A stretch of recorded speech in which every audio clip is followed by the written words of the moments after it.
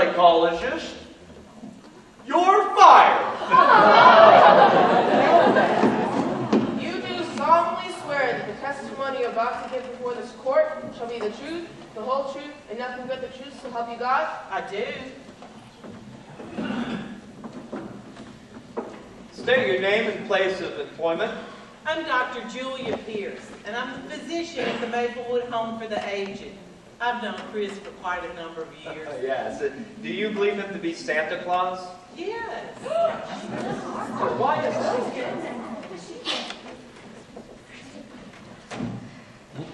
Dr. Pierce, do you have any rational scientific reason for your opinion? I do. Dr. Pierce, did you make a Christmas wish to Mr. Kringle several weeks ago? Yes, I did. And what was that wish? An X-ray machine. Oh, an X-ray machine. Did you share this or express this wish with anyone else? Oh, no. It's much too fantastic. X-ray equipment is very expensive. Very expensive. And what arrived at the Maplewood home just the day before today? An X-ray machine? Where did it come from? Well, the card said, Merry Christmas from Chris Kringle. Were there any other possible donors? No. What do you conclude from this? When I made my wish for that X-ray machine, I told myself if I got it, I'd believe in Santa Claus. I got it. So I believe. That is all. Thank you, Dr. Pierce. Jim Zonefeld to the stand, please.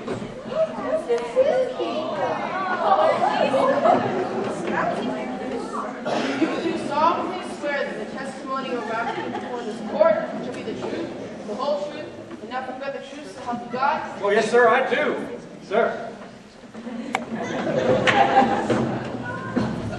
Mr. Zonefeld, you are the zookeeper in charge of the reindeer, is this correct? Oh, yes, sir. And Chris has an uncanny way with reindeer. I mean, he walks right there, and they walk right up to him, and they eat right out of his hand. You know, it's just unbelievable. I object to this whole line of testimony. It's ridiculous and immaterial. Mr. Galen is making a circus out of this hearing. There's no such person as Santa Claus, and everybody knows it. No, not quite everybody, Mr. Smarty Pants and Bertie. That's just a man. Any further outbursts? You there, sit down. Oh, dear. Oh, I'm so sorry. Please continue. Your Honor, can Mr. Mayor provide any evidence that there is no Santa Claus? No, of course I can, and I don't intend to. This is no nursery. This is the New York State Supreme Court. We're only wasting the court's time with this childish nonsense. Your Honor, is there or is there not a Santa Claus? I ask for an immediate ruling. The question of Santa Claus is by and large a matter of opinion. Many people firmly believe in him, and many others do not. It's a tradition of American justice that we take a broad and unprejudiced view of such a controversial matter. This court intends to keep an open mind. It will hear evidence on either side. Well, can you produce any evidence? I can. I will. I'd like to call Thomas Merritt to the stand, please. Who is there? Me? Thomas Merritt, Jr.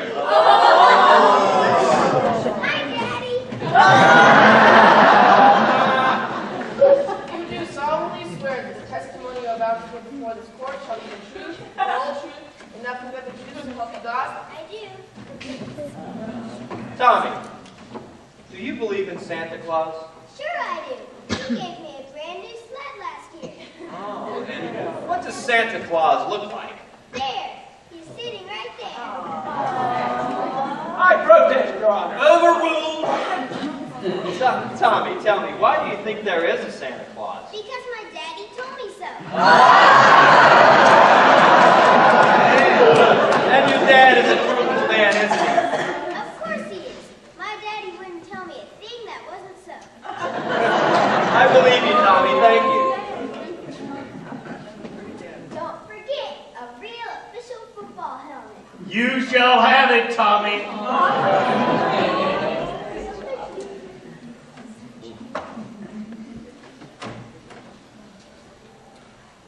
The state of New York is ready to conceive the existence of Santa Claus.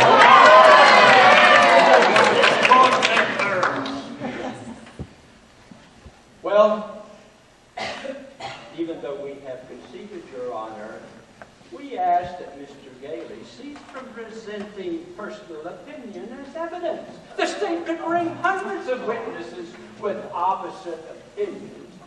I therefore demand that Mr. Gailey now submit authoritative proof that Mr. Kringle is the one and only Santa Claus. Your point is well taken, Mr. Myra. Mr. Gailey, can you show that Mr. Kringle is one and only Santa Claus by reason of competent authority? Your Honor, I'm not prepared to do so at this time. Therefore, I request for an adjournment. Court stands adjourned till 10 o'clock tomorrow morning. Mr. Kringle isn't coming over tonight, is he? I'm afraid not. And Uncle Fred isn't either, is he? They haven't been here for so long. Susan, Mr. Kringle may never be able to come here again. Why not?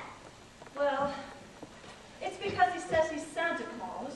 But he is Santa, Mother. I know he is. Some people don't believe that, Susan, so they're having a sort of trial. But he must be Santa Claus.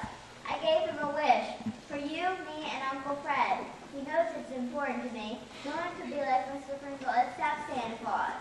I think maybe you're right. I've made you girls some nice hot chocolate. Thank you.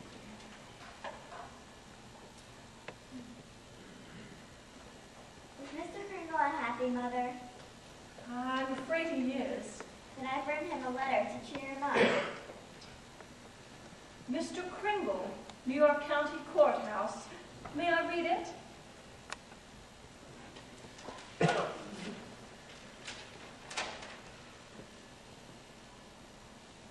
You really believe in him, don't you? Well, I'll put this in the mail chute right away. Thanks, Mommy. Come along, Susan. It's time for bed.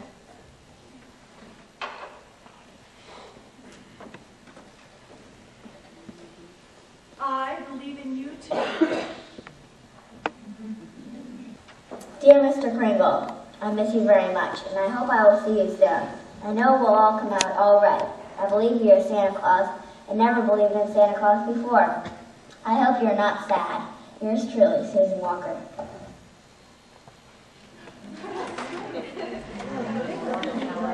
Chris, I've been trying to gain competent authority with no avail. I've wired Governor Dooley, Mayor LaGuardia, and a host of other officials. I can't get any response. What am I going to do? Well, you better get a move on, Fred, because in a few hours, I'm going to make my annual trip over the rooftops. Or else. All rise.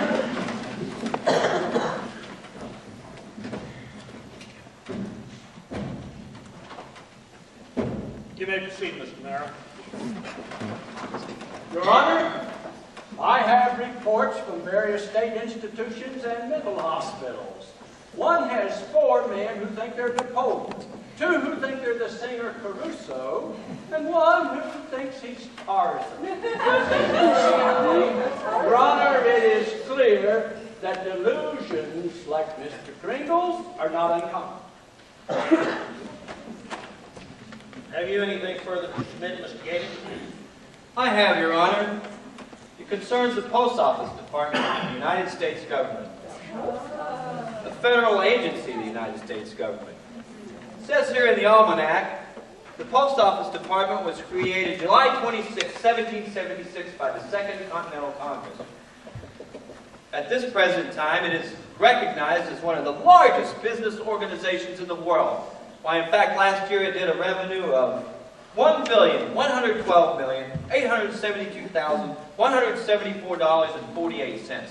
And last quarter alone, $51,102,579.64. Oh, it is indeed gratifying to know that the Post Office Department is doing so nicely. But it hardly has any bearing on this case. Oh, but it has a great deal of bearing on this.